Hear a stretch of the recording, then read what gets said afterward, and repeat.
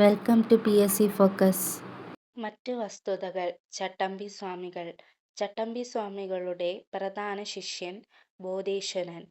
ജയ ജയ കോമള കേരളധരണി എന്നു തുടങ്ങുന്ന കേരള ഗാനത്തിന്റെ കർത്താവ് ബോധേശ്വരൻ.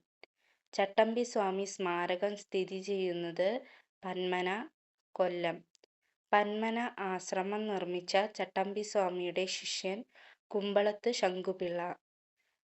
ചട്ടമ്പി സ്വാമികളുടെ സമാധി സ്ഥലത്ത് അദ്ദേഹത്തിന്റെ ശിഷ്യന്മാർ ചേർന്ന് സ്ഥാപിച്ച ക്ഷേത്രം ബാലഭണ്ഡാരക ക്ഷേത്രം. ചട്ടമ്പി സ്വാമികളോടുള്ള ആദരസൂചകമായി ഇന്ത്യൻ തപാൽ വകുപ്പ് സ്റ്റാമ്പ് പുറത്തിറക്കിയത് 2014 ഏപ്രിൽ 30. കേരള സർക്കാർ ജീവകാരുണ്യ ദിനമായി പ്രഖ്യാപിച്ച ദിനം ആഗസ്റ്റ് 25 ചട്ടമ്പി സ്വാമികളുടെ ജന്മദിനം.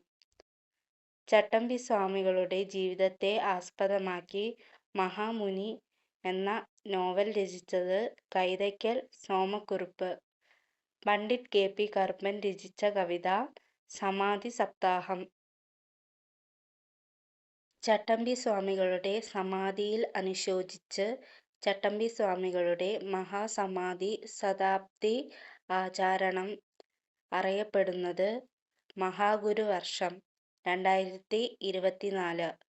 ചട്ടമ്പി സ്വാമികളോടുള്ള ബഹുമാനാർത്ഥം ഇരിങ്ങാലക്കുടയിൽ നിന്നും ആരംഭിച്ച മാസിക സദ്ഗുരു 1921.